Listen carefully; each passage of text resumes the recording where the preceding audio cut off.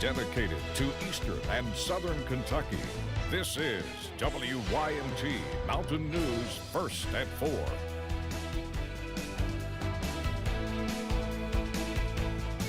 Good afternoon, I'm Steve Hensley. First at 4, with drug overdose cases at record levels, the Biden administration wants to permanently include all fentanyl analogs in the highest classification of illegal drugs. Today, the House held a hearing to examine the Biden administration's proposal. CBS's Skylar Henry has more from Capitol Hill.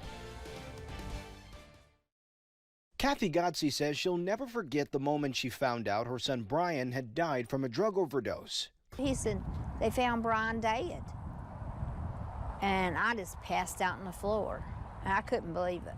The U.S. has seen record levels of drug overdoses in the past year. Many of those deaths were fentanyl-related cases.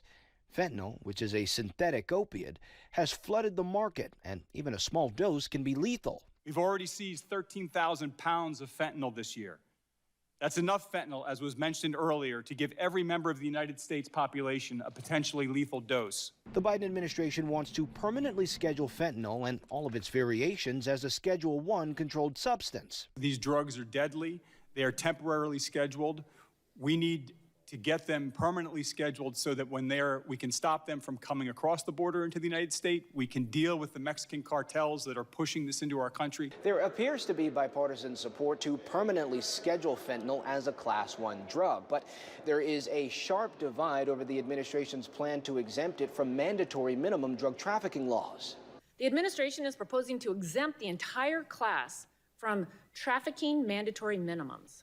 This would prevent our law enforcement from finding and putting away drug traffickers who are bringing these chemical weapons across the border. The president opposes mandatory minimums, and the administration is committed to criminal justice reform that eliminates race and income-based disparities. This exemption does not apply, however, where there is a direct link to death or serious bodily injury. There was also bipartisan criticism of the Department of Justice for refusing to testify at Thursday's hearing. Skylar Henry, CBS News, Capitol Hill. Fentanyl is currently scheduled as a Class I drug. However, it is a temporary classification that is set to expire in February.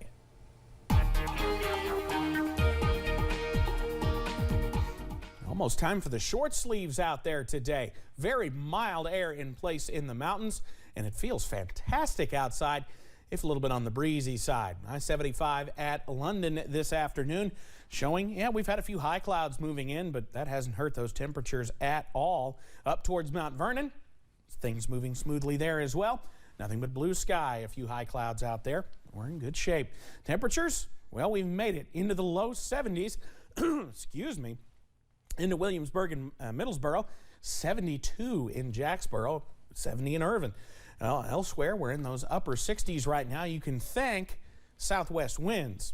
These are sustained winds between just about 10 and 15 miles per hour, gusting at times to 20 or better. So it is a breezy afternoon you'll have to deal with out there despite the warm temperatures.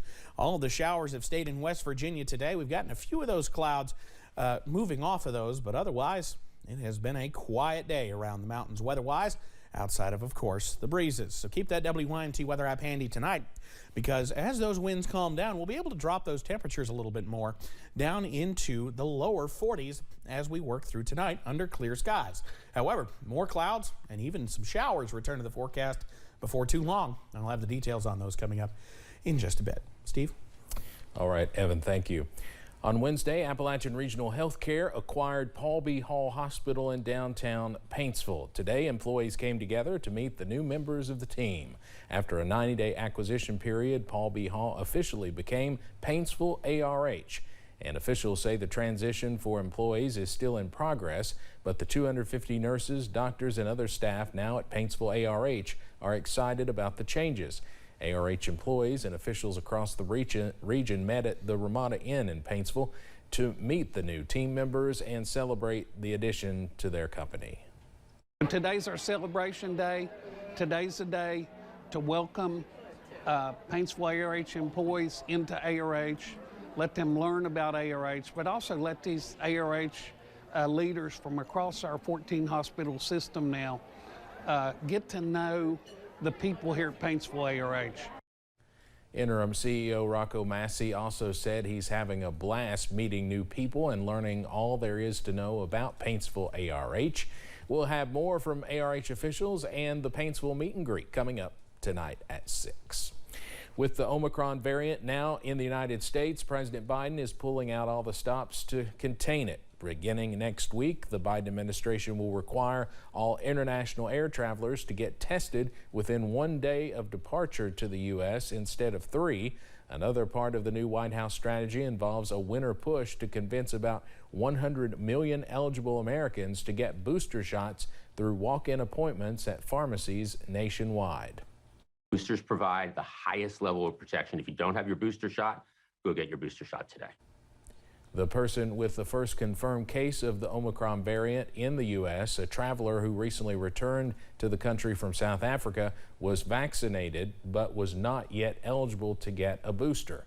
After first being identified in South Africa last week, the strain has now been detected in more than 25 countries. President Biden is also expected to extend his transportation mask mandate through March. The president first signed the order requiring masks for travelers shortly after taking office in January. In August, the Transportation Security Administration extended it through mid-January 2022.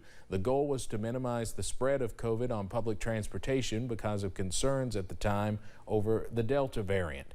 The latest extension is a bid to address concerns over the Omicron variant. Hackers have breached more U.S. defense and technology companies. In November, cybersecurity researchers at Palo Alto Networks revealed one U.S. organization was hacked. Palo Alto Networks says the hackers stole passwords to gain long-term access to these organizations' networks and warned more breaches are likely coming. At least 600 U.S. companies are running a vulnerable software. It's unclear at this time who is responsible, but experts say some of the attackers' tactics overlap with those used by a suspected Chinese hacking group. A federal judge is temporarily blocking a new Texas law banning so-called censorship on social media. The state law was set to take effect today, prohibiting large online platforms from, quote, censoring a user's expression, or a user's ability to receive the expression of another person. Under the measure, companies that violated this could face lawsuits from those impacted. The Texas federal judge found the law infringed on social media companies' First Amendment rights to moderate content on their own platforms. Watch out for who's watching you on social media. Debt collectors can now contact borrowers through platforms like Facebook, Instagram, and Twitter. The Consumer Financial Protection Bureau gave the green light this week with certain restrictions. Their message must be private, and they have to include a way to opt out of receiving additional messages. And if they try to add you as a friend, they have to identify themselves as a debt collector. Let's head over to Wall Street now on this Thursday. Of course, it's been a rough week so far, but look at this. The Dow closes up today more than 617 points. We'll have more financial news in our next half hour. But straight ahead here on First at 4, the volcano on Spain's La Palma Island is providing an opportunity for scientists to get up and close and personal with a destructive force of nature. And temperatures stay mild for the next couple of days. Plus, watching rain chances on the horizon. I'll have the latest breakdown on the way.